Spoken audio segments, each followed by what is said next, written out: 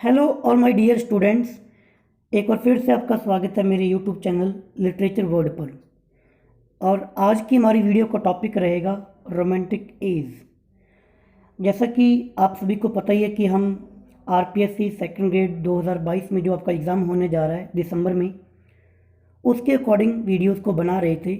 English literature में हम literary जो एजेस आई हैं या पीरियड्स आप कहते हो, हम उन पर वीडियोस बना रहे थे। लास्ट वीडियो के अंदर हमने न्यू क्लासिकल एज को देखा था, यानी कि हिस्ट्री के अंदर अपने 1798 तक आ गए थे। आज की जो हमारी वीडियो है वो रोमांटिक एज है, तो हम इस पर बात करेंगे। सबसे पहले तो टाइम पीरियड, जो कि हर एक एज के लिए इम्पोर्टेंट होता है। टाइम पीरियड का मतलब कि ये एज कब से लेकर कब तक का टाइम हम रोमांटिक एज में काउंट करते हैं। तो 1798 से लेकर 1832 ये टाइम पीरियड माना जाता है रोमांटिक एज का, यानी कि इस 1798 से लेकर 1832 तक का जो भी लिटरेचर लिखा गया, जो भी इसके अंदर पोइट आए, पोइटेस आई, या फिर कोई भी नॉवल वगैरह लिटरेचर जो कुछ लिखा गया, वो रोमांटिक एज के अंदर काउंट किया जाता है। हम डिटेल के अंदर इस पर बात करेंगे। चलते हैं, हम इस वीडियो के अंदर क्या कुछ देखेंगे। मैं सबसे पहले historical background and importance events की बात करूंगा कि क्या इसकी हिस्ट्री है और इम्पोर्टेंस घटनाएं कौन कौन सी इस टाइम पर घटित हुई थी। फिर हम बात करेंगे literary characteristics of the age, इस एज की क्या क्या खास बातें हैं। आपको सिर्फ खास बातों का जो मेन पॉइंट रहेगा वो इम्पोर्टेंट रहेगा आपके लिए।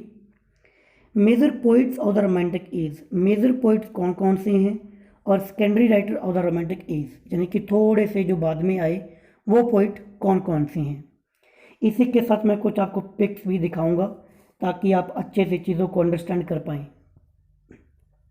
पहला टॉपिक हिस्टोरिकल बैकग्राउंड, क्या हिस्ट्री है। देखिए, after Elizabethan period romantic as is the second creative period in the history of English literature.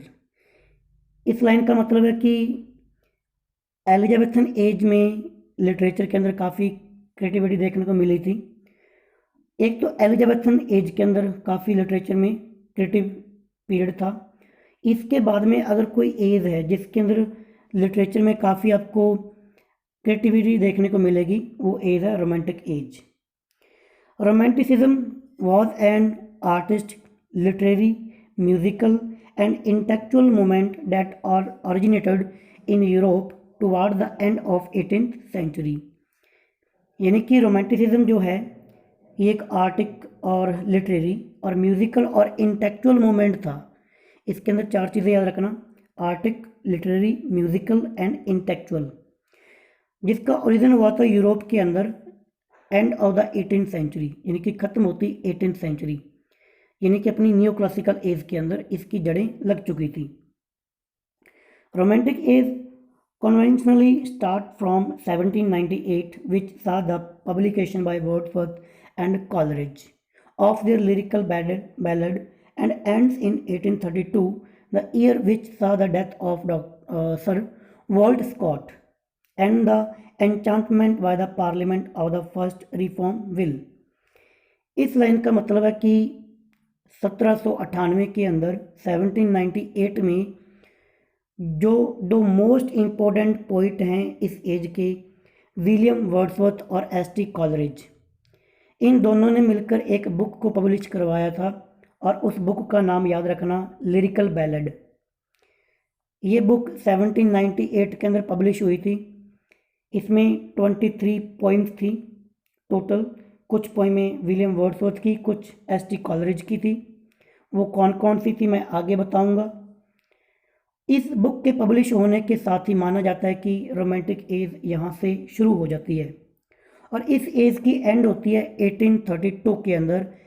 1832 में इसी एज के एक और जो मेन राइटर थे, सर वाल्टर स्कॉट, उनकी डेथ हो गई थी। और इसी टाइम पे जो इंग्लैंड की जो पार्लियामेंट थी, उन्होंने एक बिल, रिफॉर्म बिल को पास किया था। तो दो चीज़ें हुई, एक तो सर वाल्टर स्कॉट की डेथ और दूसरा रिफॉर्म विल। इसके साथ डेथ की इस एज की एंडिंग हो गई। और स्टार्टिंग याद रखना मोस्ट इंपॉर्टेंट है, 1798 विलियम वर्ड्सवर्थ और एस.टी. कॉलरिज की book lyrical ballad. Point number 4, the romantic age is also called the age of revolution as it witness many changes. Romantic age को ही हम एज ऑफ रेवोल्यूशंस कह सकते हैं, क्योंकि इसके अंदर बहुत सारे चेंजेस आ गए थे लिटरेचर में। जो पुराना लिटरेचर था उससे बहुत चीज़ें नई निकल के आ गई, जैसे कि नॉवल जो कि न्यू क्लासिकल में लिखने शुरू हो गए थे, ज़्यादा इस एज में लिखे जाएंगे। पोइट्री लिखने का जो नज़रिया पहले था वो बिल्कुल चेंज होकर नए प्रकार से लिखा जाएगा। तो बहुत सारे न्यू चेंजेस, जैसे फ्रेंच रेवोल्यूशन आ जाएगा, अमेरिका भी आज़ाद हो जाएगा, इंडस्ट्रियल रेवोल्यूशन आ जाएगा। तो बहुत सारे न्यू चेंजेस आए थे, इसलिए हम कहते हैं एज ऑफ रेवोल्यूशंस, क्योंकि इसमें 3 मेन टाइप जो थे रेवोल्यूशंस यहाँ पे आए थे। आगे मैं उनकी बात करूँगा। Point number 5, England became an industrial hub as its economy change from an agriculture to an industrialised one.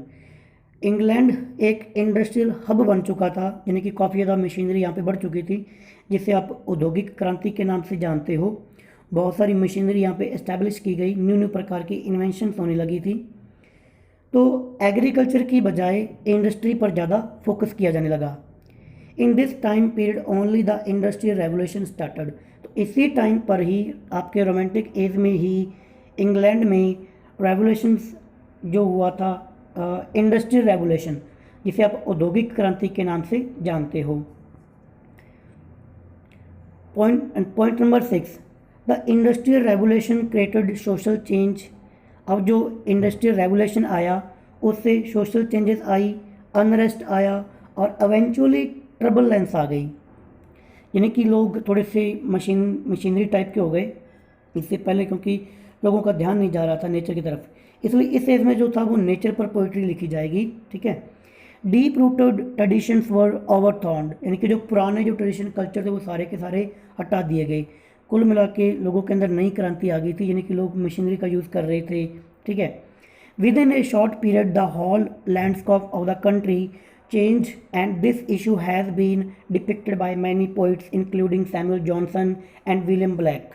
बहुत सारे चेंजेस बहुत ही शॉर्ट टाइम के अंदर इस कंट्री की लैंड पर देखने को मिल गए, जिनको डिपिक्ट किया था बहुत ही फेमस जो पोइट थे आपके न्यू क्लासिकल एज के थे वैसे, क्योंकि न्यू क्लासिकल एज में जो लास्ट जो एज थी, एज ऑफ सेंसिबिलिटी, जिसे हम एज ऑफ जॉनसन भी कहते हैं, तो उसी में जो आपके सैमुअल जॉनसन थे वो और अपने विलियम ब्लैक, इन्होंने उस चीज़ को डिपिक्ट किया कि जो चेंजेस कंट्री में आ रहे थे।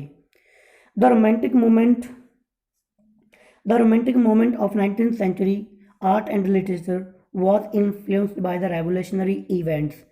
जो इस टाइम का जो लिटरेचर था रोमांटिक मोमेंट के टाइम का, वो बहुत ज़्यादा आर्ट और लिटरेचर जो था वो उस टाइम पे जो रेवोल्यूशनरी इवेंट्स जो हो रहे थे, जैसे कि फ्रेंच रेवोल्यूशन, अमेरिकन लिटरेचर या फिर American revolution and the 3 main goal of French revolution. Okay, तो इनके कारण, यानी कि आपके फ्रेंच रेवोल्यूशन और अमेरिका आज़ाद हो गया और इंडस्ट्रियल रेवोल्यूशन, इनके कारण पोइट्री पर बहुत ज़्यादा प्रभाव पड़ा इस टाइम के लिटरेचर पर।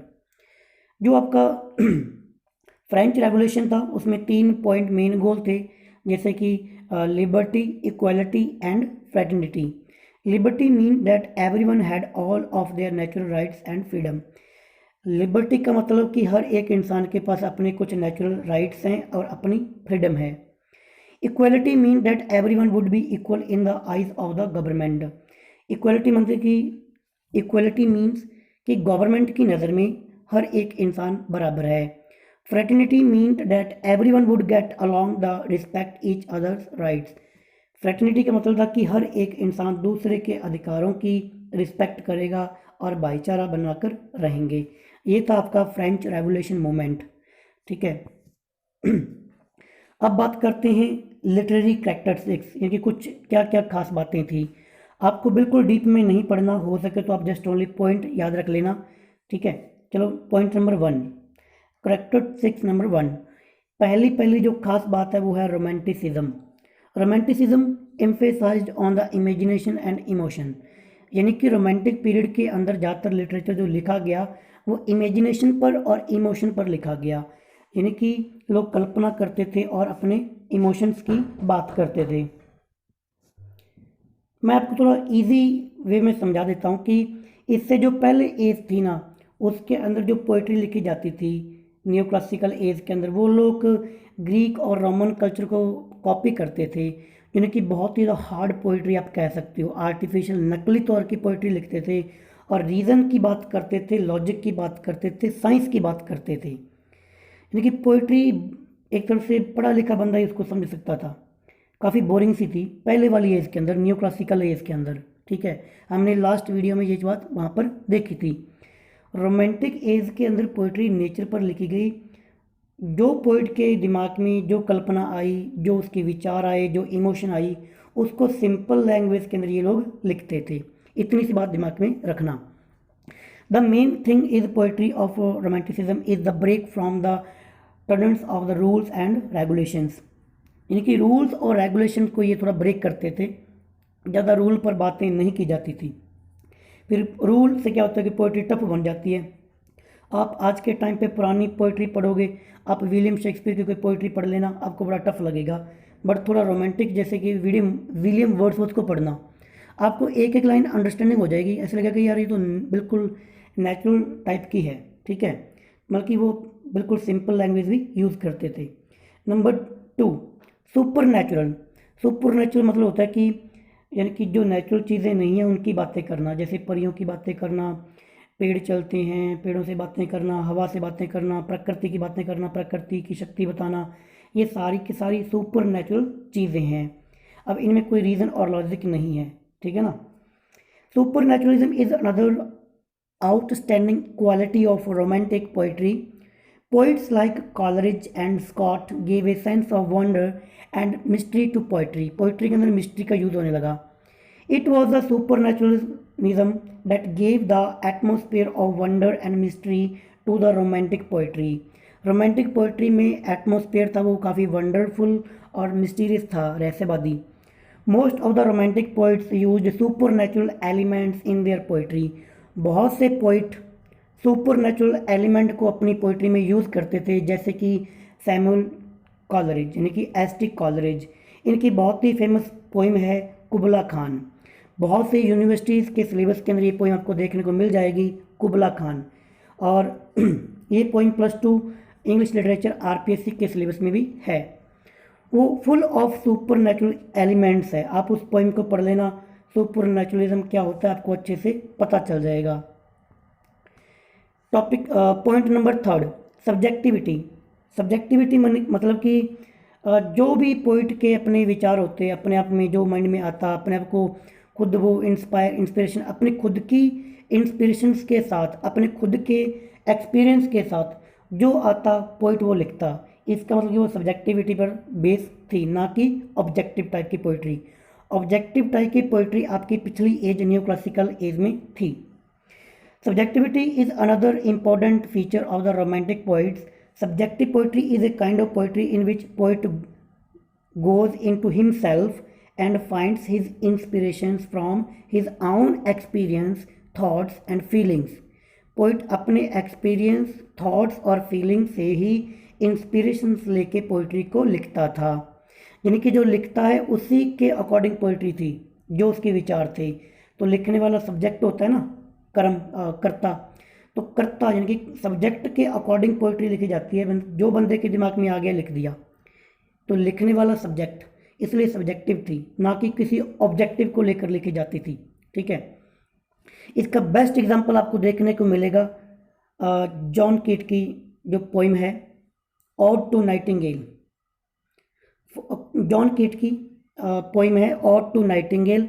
ये आपको +1 इंग्लिश लिटरेचर RBSC के सिलेबस में देखने को मिल जाएगी। Ode to nightingale is basically based on personal matter, क्योंकि जॉन कीट के दिमाग में जो विचार आ रहे हैं उन्होंने ही इस पोइम के अंदर उसको लिखा है। Subjectivity began to have its full play in poetry of this age, यानी कि ज़्यादा पोइट्री में आपको सब्जेक्टिविटी मिलेगी। तो पॉइंट सब्जेक्टिविटी नोट रखना। नंबर पॉइंट जो 1 था romanticism, number 2 supernatural, number 3 subjectivity, और नंबर 4 सिंप्लिसिटी इन स्टाइल। ये तो आप समझ गए होंगे, यानी कि पोइट्री में बिल्कुल सिंपल लैंग्वेज का यूज़ किया जाता था। The style of romantic poets is varied. बहुत प्रकार की पोइट्री जरूर थी, स्टाइल बहुत अलग अलग थी, but the stress was laid on the simplicity. Main बात थी उनकी सिंप्लिसिटी। चाहे वो ओड लिख रहे हैं, चाहे वो सोनेट लिख रहे हैं, चाहे वो आपकी एपिक लिख रहे हैं, कुछ भी लिख रहे हैं, कोई बैलेड लिख रहे हैं, उसकी लैंग्वेज बहुत ही सिंपल होती थी। Instead of an artificial mode of expression of the classical poetry, we have a natural diction and spontaneous way of expressing thoughts in romantic poetry. कोई क्लासिकल पोइट्स के एक्सप्रेशन को नहीं दिखाया जाता था कि उनको कॉपी करके किसी बड़े बंदे को दिखा रहे हो, हिस्ट्री में कोई पोइट हो गया उसको कॉपी करके कि मैं उसके अकॉर्डिंग लिखूंगा, नहीं, बिल्कुल नॉर्मल। ये समझ लो कि यार आज के टाइम के जैसे सॉन्ग होते हैं ना, हम सॉन्ग को सुनते ही उसको समझ जाते हैं, क्योंकि वो हमारी लैंग्वेज में होते हैं, कोई ज़्यादा डिफ़िकल्ट वर्डिंग उसके नहीं होती, ठीक है, नेचुरल चीज़ें होती है और सिंपलिसिटी होती है। सिंपलिसिटी बहुत ही ज़रूरी बात है। अगर मैं आपको यहाँ पे वीडियो बना रहा हूँ, अगर सिंपल लैंग्वेज में समझाऊंगा तो ही आपके समझ में आएगी, अदरवाइज़ अपनी नॉलेज शेयर करने लग जाऊँगा, बड़ी बड़ी vocabulary English to English explain करने बैठ जाऊँ, फिर आप भी गोल हो जाओगे, आपके लिए ये लेक्चर बोरिंग बन जाएगा।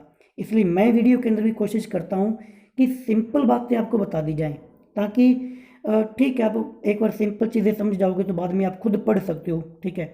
बट अगर सिंपल बातें समझ में नहीं आएंगी, अगर कोई आपको सिंपल तरीके से नहीं समझाएगा, आप कहोगे कि इंग्लिश लिटरेचर तो बहुत ही टफ सब्जेक्ट है, ठीक है। तो सिंप्लिसिटी, इसमें romantic poets believe in the simplicity in their style. They followed the simplicity in their works. They not followed the artificial mode of the expressions of classical poetry. They have expression thoughts in natural diction and spontaneous way. मतलब कि normal way के अंदर वो अपने विचारों को व्यक्त करते थे। Point number 5, women as the novelist, यानी कि इस टाइम पर औरतों ने नॉवल लिखने शुरू कर दिए। It was during this period the woman assumed for the first time an important place in the world of literature. औरत को बहुत ही महत्वपूर्ण भूमिका इस पीरियड में दी गई as a novelist. As woman, it's naturally more emotional than man. Of maybe the spirit of emotional age attract her. औरतें in man से ज़्यादा इमोशनल होती है, तो शायद इस एज में उनको लिखने का मौका ज़्यादा मिला, इस एज ने उनको अट्रैक्ट किया। And gave her opportunity to express herself in literature, तो अपॉर्चुनिटी मिल गई उनको अपने ही इमोशंस को शेयर करने की। इसका बड़ी एग्जांपल है Mrs Ann Radcliffe was the one of the most successful novelist of this age. Romantic age की सबसे सक्सेसफुल नॉवलिस्ट का नाम बताइए, तो आपका आंसर होना चाहिए mister N Radcliffe. Point number 6, the modern magazines, यानी कि बहुत सारी मैगजीन्स लिखी जाने लगी। In this age literature criticism became firmly established by the appearance of magazines. बहुत प्रकार की मैगजीन्स देखने को मिली, मोस्टली आपको जो ध्यान में रखनी है वो है आपकी Edinburgh review and the quarterly review and blackboards magazine. ये 3 प्रकार की मैगजीन्स को आप दिमाग में रखना, इस टाइम की है, जो कि क्रिटिसिज्म करने के लिए इनका सहारा लिया जाता था। अब बात करते हैं रोमांटिक एज के जो फेमस पोइट थे। सबसे ज़्यादा मोस्ट इंपॉर्टेंट तो आपके S T. Coleridge, William Wordsworth. William Wordsworth की मैं बात करना चाहूँगा। He is aptly called the high priest of nature, यानी कि प्रकृति का पुजारी। प्रकृति का पुजारी जिन्हें हम कहते हैं वो है विलियम वर्ड्सवर्थ। मेरे सबसे फेवरेट पोइट यही हैं लिटरेचर के अंदर, बहुत ही बढ़िया ये कमाल की पोइट्री लिखती हैं। इनकी poem I wander lonely as a cloud, one of my favourite poem. In his poetry nature and the memory plays a very important role, यानी कि पोइट्री के अंदर आपको नेचुरल और मेमोरी प्लेज आपको देखने को मिल जाएंगे, यानी कि जो इसकी यादों में ये यहाँ जहाँ पर जाके आए उनको देख देख के उन्होंने लिखा। जैसे कि I wander lonely as a cloud, तो ये भी इनकी एक पुरानी, कहीं पर ये जाकर आए थे जर्नी में, कहीं घूम के आए थे, वहाँ से इंस्पिरेशन से लेकर आगे चल के पोइम लिख दी। यानी कि मेमोरी, यादों के सहारे ये पोइम लिखते थे, जो कहीं घूमने चले गए फिर आके पोइम लिख दी नेचर पर poetry. Wordsworth made a collaboration with the ST Coleridge for lyrical ballads, which was published in 1798, because of the which romantic movement started. ये तो इम्पोर्टेंट बात है, सबसे ज़्यादा इम्पोर्टेंट है, और आपको लगभग पता होगी कि एस टी कॉलरिज ने विलियम वर्ड्सवर्थ के साथ दोनों ने मिलकर एक बुक को पब्लिश करवाया था। स्टार्टिंग में मैंने बात की थी लिरिकल बैलड, जो कि 1798 के अंदर आई थी, और इस बुक के पब्लिकेशन के साथ माना जाता है कि यहीं से आपका रोमांटिक एज की शुरुआत होती है। Wordsworth major important works are follow, जो मेजर वर्क हैं, ठीक है। अब एक एक की बात करेंगे तो फिर कितने सारे पोइट हैं, उनकी बहुत लंबी वीडियो हो जाएगी। उनकी वीडियोस आप अलग से कहीं पे सर्च कर सकते हो, बट आरपीएससी के अकॉर्डिंग आपके नाम तो कम से कम याद होने चाहिए। तो बात करेंगे टिंटन एबे, द परल्यूड, और ये द परल्यूड तो भाई आपका लिरिकल बैड का जो सेकंड एडिशन आया था ना 1800 के अंदर, उसका था द परल्यूड। और on intimations of immorality, the solitary reaper, बहुत ही बढ़िया पोइम सॉलिटरी रीपर। वो जो लड़की खेत के अंदर कटाई कर रही थी गेहूं की, और वो गाना गा रही है। विलियम वर्ड्सवर्थ ने बहुत ही शानदार तरीके से उसको यहाँ पे दिखाया कि वो उसका गाना कैसे सुनते हैं, वो कैसे गा रही है। सॉलिटरी रीपर, सॉलिटरी यानी कि अकेला, कोई अकेली काटने वाली, रीपर कोई लेडी की बात की है।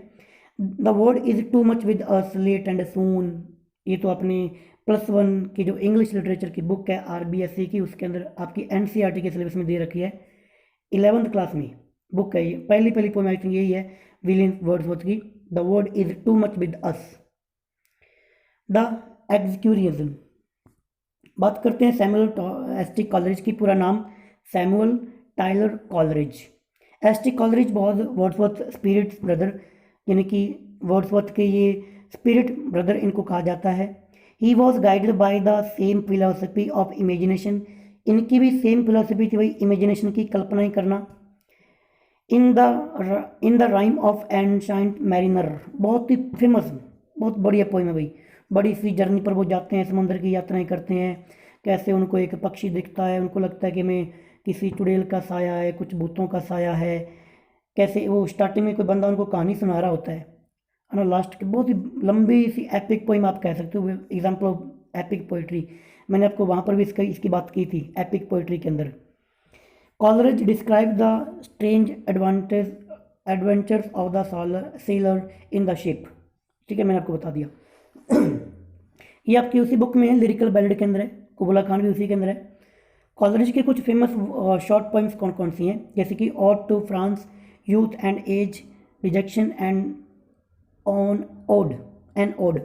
लव पोइम्स है fear in solitude, religious musings, work without hope. Coleridge important prose work are, Coleridge ने कुछ प्रोज वर्क भी लिखे थे पोइट्री के अलावा, जैसे कि द बायोग्राफी ऑफ लिटरेचर, ये तो भाई इंपॉर्टेंट, बहुत बार कॉम्पिटिशन में पूछा गया है। द बायोग्राफी ऑफ लिटरेचर किन की लिखी हुई है, द बायोग्राफी लिटरेरिया और sketches of my literary life and opinion. Number second है lecture on Shakespeare. Number third है एड्स टू रिफ्लेक्शन, ये ऊपर वाले दो बहुत इंपॉर्टेंट हैं, द बायोग्राफिया और दूसरा द लेक्चर्स ऑन शेक्सपियर। ये पूछा जाता है कि ये किसके वर्क हैं, एस.टी. कॉलरिज के। नंबर थर्ड पे है बटलर स्कॉट, जिनकी सर बटलर स्कॉट, जिनकी डेथ होने के बाद में इस एज की एंडिंग मानी जाती है। इनकी डेथ हुई थी 1832 के अंदर, स्टार्टिंग में बात की थी। Butler Scott is very close to William Wordsworth S T. Coleridge, इनका बिल्ली था, ये कहते इनका फ्रेंड था। इनके बेस्ट वर्क कौन कौन से हैं, old morality, the talisman, the lady of the lake, memoriam, the antiquary, the abbot. Robert Southey के जो बेस्ट वर्क है उनके बारे में जान लीजिए। जॉन ऑफ आर्क, क्योंकि इन्होंने थोड़ा नॉवल लिखना शुरू कर दिया था, ये नॉवल के अंदर आएंगे आपके। Joan of Arc, Wat Tyler, the holy tree, the scholar, Thalaba the destroyer, Madoc, Roderick, the curse of Kehama. फिर आपके आते हैं लॉर्ड बायरन। लॉर्ड बायरन के बेस्ट वर्क जो आपको ध्यान में रखनी है, Don Juan, the bride of the Abydos, hours of idleness, the prisoner of Chillon, the Carl's rave and the Kine.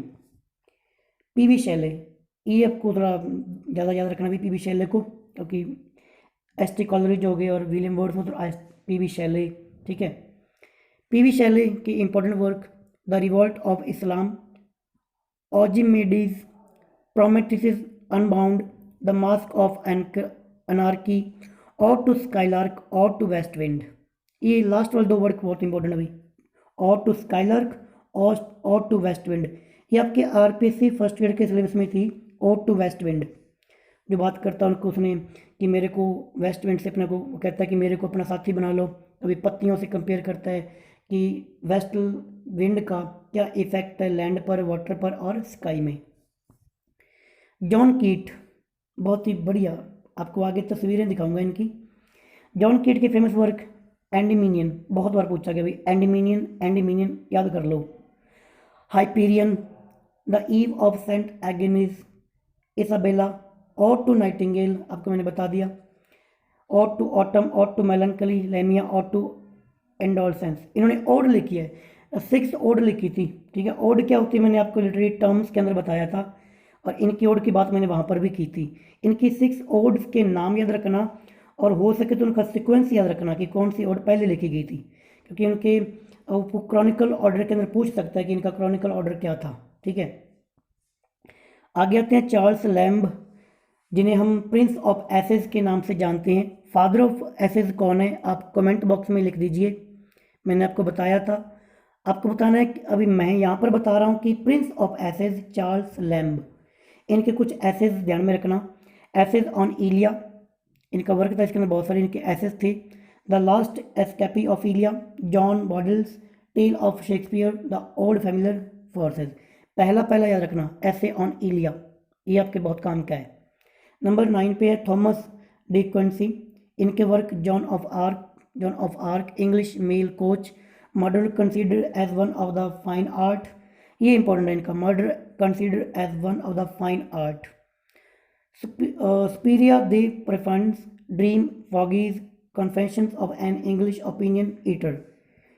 इनका बस सिर्फ आपको नंबर जो 3rd पे वो याद रखना, क्योंकि ये थोड़ा इंपॉर्टेंट है, थॉमस डी क्विंसी का। अब बात करते हैं रोमांटिक, जो लास्ट नंबर पे विलियम हैजलिट। इनके फेमस वर्क कौन कौन से हैं?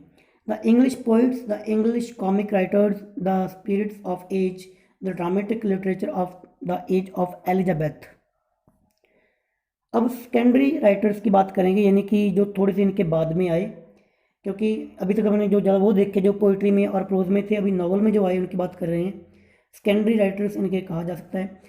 इसमें नाम आता है जेन ऑस्टिन का। इनके वर्क थे, नॉवल थे इनके, देखिए मैं ये कहूँगा नॉवल थे।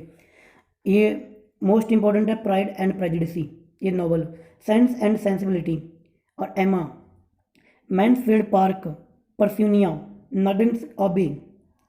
ऊपर वाले 4 इंपॉर्टेंट है, इनका दिमाग में नाम रखना, pride and prejudice, sense and sensibility, एमा और मैनफील्ड पार्क। नंबर 2 पे हुई वाटर्स वॉच लैंडोर, इनके work Gebir Hellenics, imaginary conversations, Pericles and एपर्सिनिया, the citations of William Shakespeare. देखिए यहाँ तक हमने जो सेकेंडरी वो देख लिए। अब थोड़ा सा मैं ओवरव्यू देता हूँ आपको समझाने के लिए इजी वे के अंदर। कुछ नई चीज़ें भी आपको यहाँ पर देखने को मिल जाएंगी। रोमांटिक एज के दौरान जो इंग्लैंड की गद्दी पर कौन था, वो था आपके जॉर्ज 3rd। इस टाइम पे 3 जो रेवोल्यूशन हुए उनके नाम, एक तो इंडस्ट्रियल रेवोल्यूशन याद रखना, अमेरिकन इंडिपेंडेंस, इनके अमेरिका आज़ाद हो गया था, और फ्रेंच रेवोल्यूशन। इस टाइम के जो इसमें ना फर्स्ट जनरेशन और सेकंड जनरेशन पूछा जाता है। फर्स्ट जनरेशन के जो रोमांटिक पोइट आते हैं वो आपके ऊपर से लेकर 4 जो हैं उनको याद रखना, Robert burn, William black, William Wordsworth, Samuel ST Coleridge और वाटरलर स्कॉट। सेकंड, थर्ड और फोर्थ, ठीक है ना, William black, William Wordsworth, ST Coleridge और वाटरलर स्कॉट और रॉबर्ट साउदे।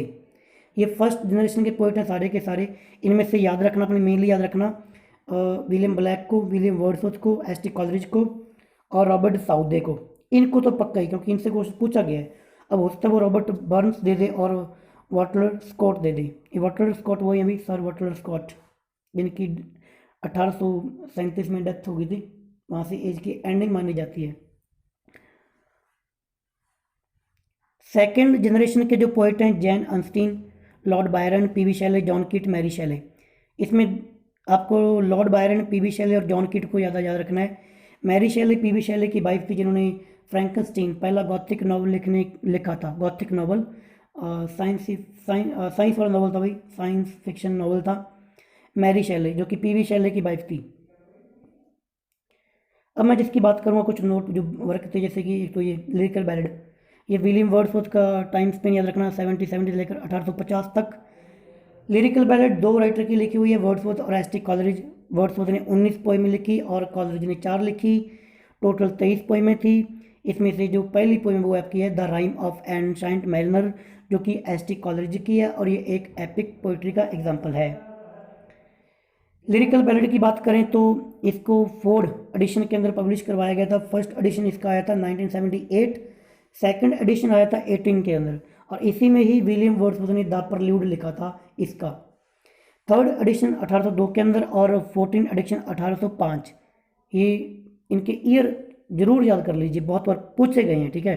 फर्स्ट 1798, फिर 1800, 1802 और 1805। ये आपके भाई एस टी कॉलरिज हैं, इनका जन्म 1772 में हुआ था और 1834 में इनकी डेथ हुई थी। ये आपके विलियम ब्लैक हैं जिनका जन्म 1757 के अंदर हुआ था और डेथ हुई थी 1827 के अंदर। ये आपके विलियम ब्लैक हैं जिनका जन्म 1770 में हुआ था और डेथ हुई थी 1850 में। ये कुछ और आपको समझाने के लिए कि फर्स्ट जनरेशन में कौन से याद रखने हैं और सेकंड में कौन से हैं। फर्स्ट वाले ऊपर दे रखे हैं, पहले विलियम ब्लैक है, इनका जन्म भी टाइम लिखा हुआ है 1757 से लेकर 1827।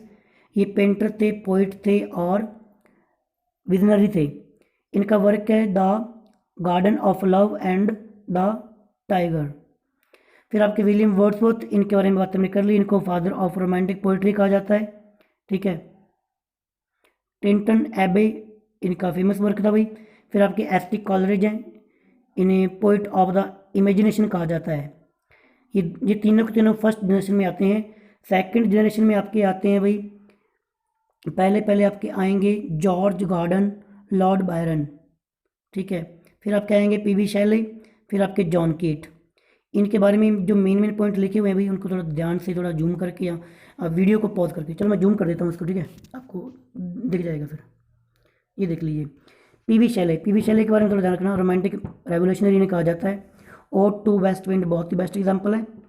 और जॉन कीट के ग्रेटर रोमांटिक पोइट, ग्रेटर पूछे तो भाई आपके जॉन कीट, ठीक है। अब ये अभी आपकी सैमुअल एस टी कॉलरिज की राइम ऑफ एनशाइंट मैरिनर, इस बुक का नाम याद रखना। ये विलियम वर्ड्सवर्थ की बहुत ही फेमस जो पोएम मैं बात कर रहा था, I wander lonely as a cloud, आपने बहुत से सिलेबस में इसको पढ़ा होगा। Lyrical ballad by Walt Whitman and Samuel Taylor Coleridge. Lyrical ballad, sorry यहाँ पे गलत लिखा भाई, वॉल्ट विटमैन नहीं आएगा, यहाँ पे विलियम वर्ड्सवर्थ आएगा, ठीक है। इसको थोड़ा आप एडिट कर लेना। लिरिकल बैलेड है वो आपकी by William Wordsworth and S T Coleridge आएगा। ये बुक आप जरूर देख लीजिए, ये आपकी है lyrical ballad.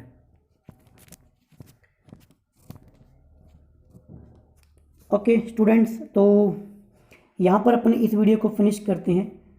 New classical as वाली वीडियो में थोड़ी सी कन्फ्यूजन मैंने क्रिएट कर दी थी, उसके लिए सॉरी। रोमांटिक एज को मैंने बहुत अच्छे से मैंने समझा दिया, जो आपके काम की बातें थी। अगली वीडियो के अंदर हम अगला जो भी अपनी वीडियो रहेगी हम उस पर बात करेंगे। अब मिलेंगे आपसे नेक्स्ट वीडियो में। अगर वीडियो अच्छी लगी हो तो आप कमेंट कर सकते हो, लाइक कर सकते हो, शेयर कर सकते हो। अगर नहीं भी लगी तो भी कोई बात नहीं है, आपने इसको वीडियो को देखा इतना ही काफ़ी है। मिलेंगे नेक्स्ट वीडियो में। Bye bye, thank you, take care.